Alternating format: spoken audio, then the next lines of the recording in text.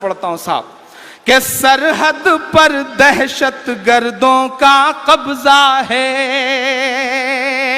जरा सा जोश में आइए, इस मुशायरे को मुशायरा बनाइए, तमाम बड़े लोगों को सुनना है। मैं बुनियाद का एक पत्थर बनने की कोशिश करता हूं ताकि बहुत खूबसूरत सा महल तैयार हो सके। अच्छा काम। सरहद पर दहशत गर्दों का कब्जा है, सरहद पर दहशत गर्दों का कब्जा है। अस्सलाम वालेकुम दोस्तों, आप लोग देख रहे हैं Iqbal Ansari official YouTube channel.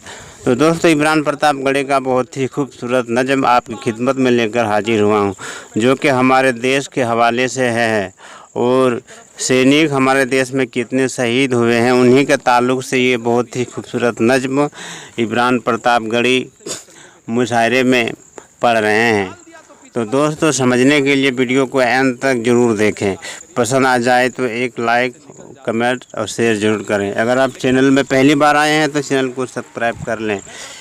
बहुत ही खूबसूरत नज़्म है हमारे देश और सैनिकों के हवाले से, और हमारे देश की जो कुछ भी हालात है उन्हीं पर ये नज़्म आधारित है।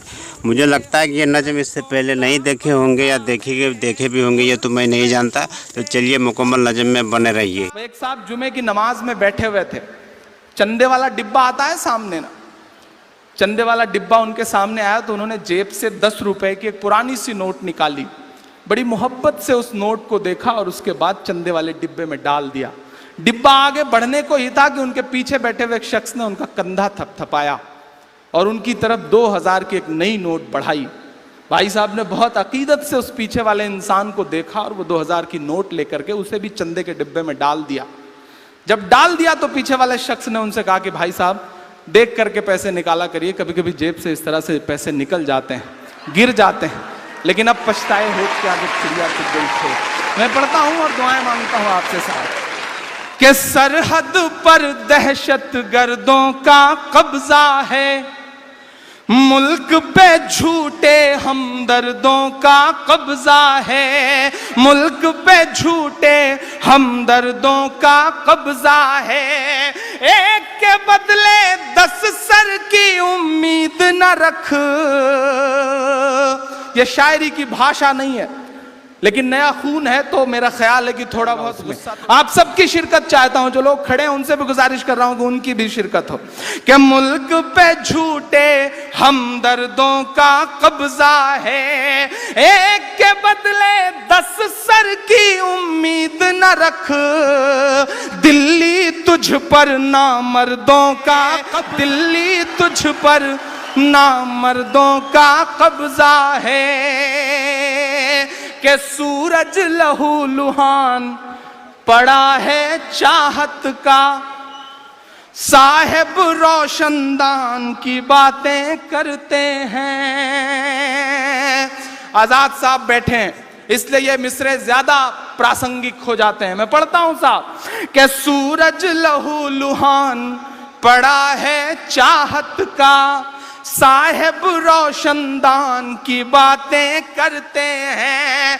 एक कश्मीर संभाले नहीं संभलता है और बलूचिस्तान की बातें करते हैं, और बलूचिस्तान की बातें करते हैं, और बलूचिस्तान की बातें करते हैं।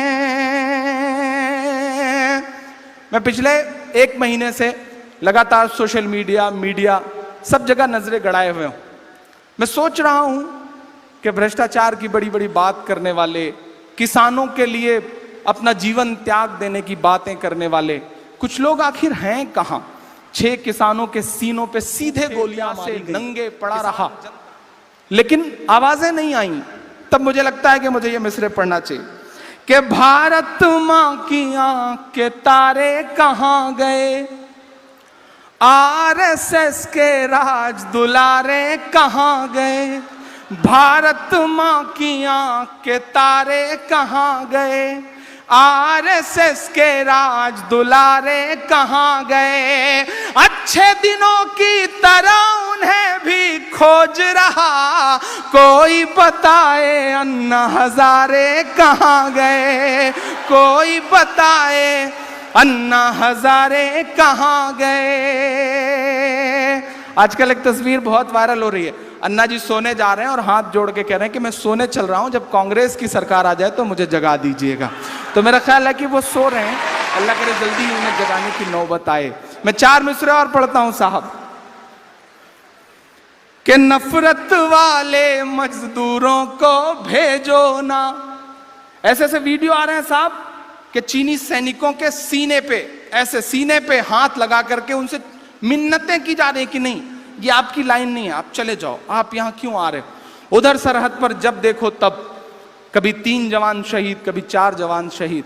और हालत यह है कि मैं तो ऐसे सूबे से आ रहा हूं जहां के चीफ मिनिस्टर साहब जब किसी सैनिक के शहीद के घर जाते हैं तो पहले एसी जाती है, सोफा जाता है, कालीन जाता है, और जाकर के मिलते हैं। और मिलने के 20 मिनट बाद जब वो निकल जाते हैं तो वापस ऑफिसर्स आते हैं, पहले फिर वापसी में एसी जाती है, फिर सोफा जाता है, फिर कालीन जाती है।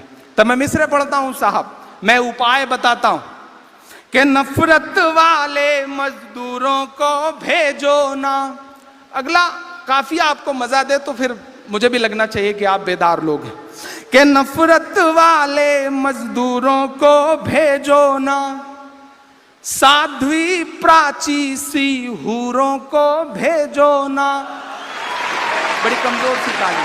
अच्छा, उधर जो पीछे लोग बैठे हैं पता नहीं उन तक आवाज नहीं पहुंच रही है, या वो कसम खा के आए हैं कि दाद नहीं देंगे।